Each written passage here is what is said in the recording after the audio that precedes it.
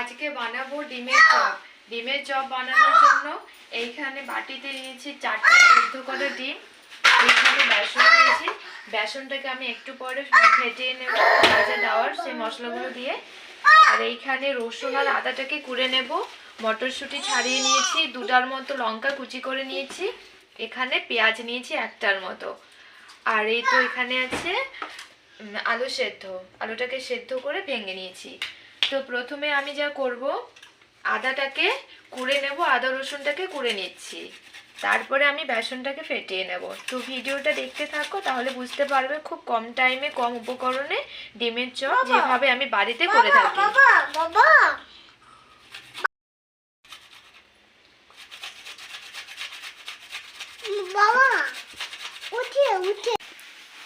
দিয়ে দিচ্ছি লবণ, দিয়ে দিচ্ছি হলুদ গুঁড়ো, লঙ্কা গুঁড়ো। সব কিছু ভালোভাবে মিশিয়ে নিলাম। এরপরে একটু একটু করে জল দিয়ে বেসনটাকে ফেটিয়ে নেব।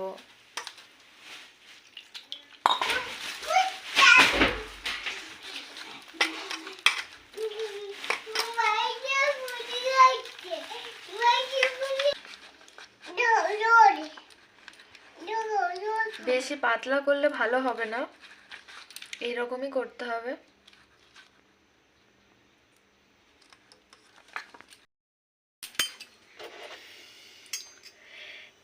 এখন আমি কড়াতে তেল দিয়ে দিচ্ছি, মশলাটাকে কষে নেব আলুটা মাখার জন্য।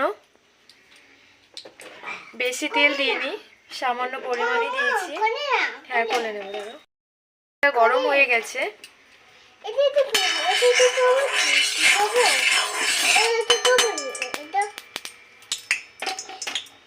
দিয়ে দিলাম পেঁয়াজ কুচি। হ্যাঁ বাবা, হ্যাঁ ওটা তুমি নিয়ে খেলা করবে, যাও।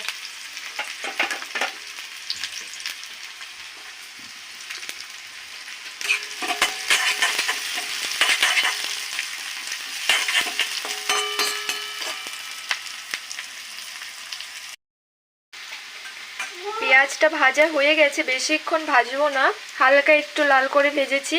তারপরে দিয়ে দিচ্ছি আদা রসুন, যেটা আদা রসুনটাকে কুড়ে নিয়েছি সেই কুড়াটা দিয়ে দিচ্ছি, আদা রসুন কুড়াটাকে। 2টার মতো লঙ্কা দিয়ে দিচ্ছি।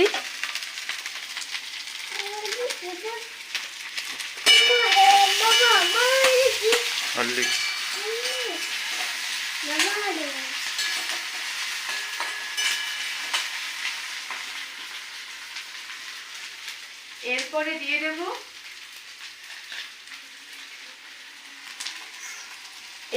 মটরশুঁটি দিয়ে দিচ্ছি।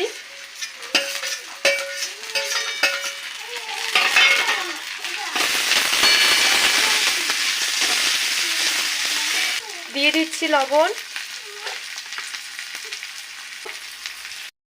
লঙ্কা গুঁড়ো, ধনে গুঁড়ো,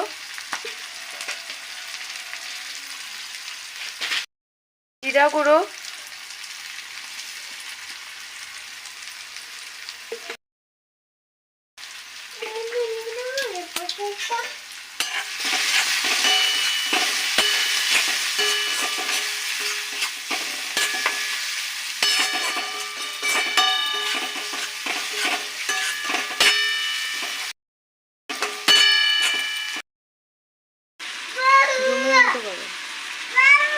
দিয়ে দিচ্ছি টমেটো।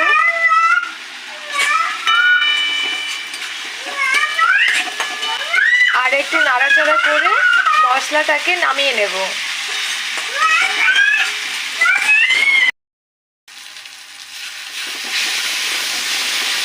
মশলাটা কষা হয়ে গেছে, এরপরে নামিয়ে নিচ্ছি।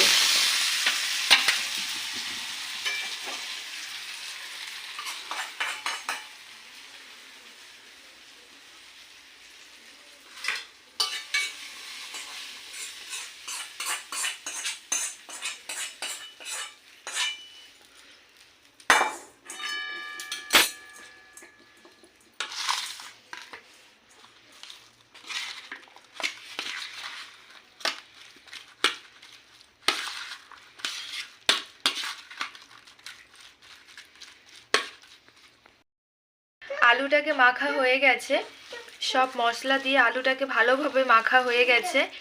এরপরে ডিমগুলোকে কেটে সব কিছু রেডি করে নেব।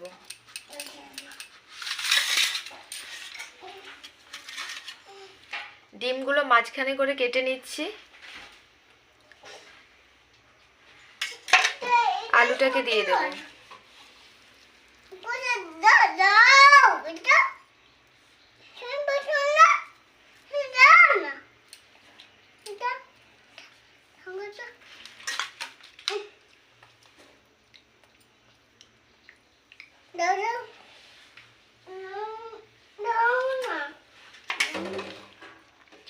সব ডিমগুলো এভাবে একটা একটা করে মাঝখানে একটা ছুরি দিয়ে কেটে আলু দিয়ে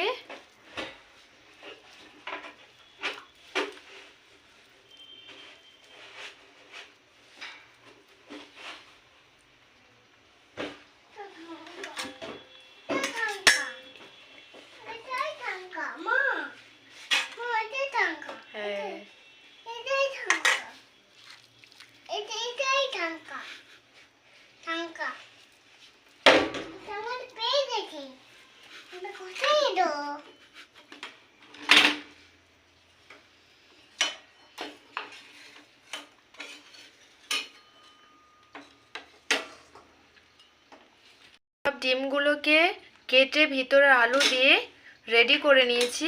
এরপরে একটা একটা করে ভেজে নেব।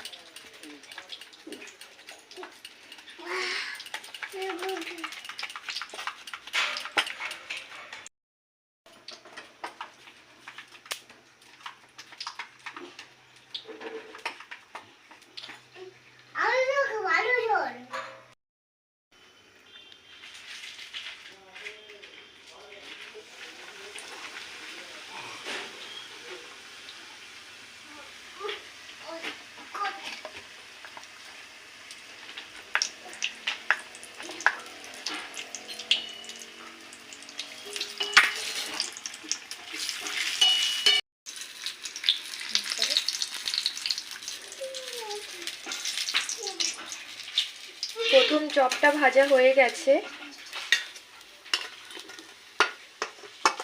এরপর একে একে সব ভেজে নেব।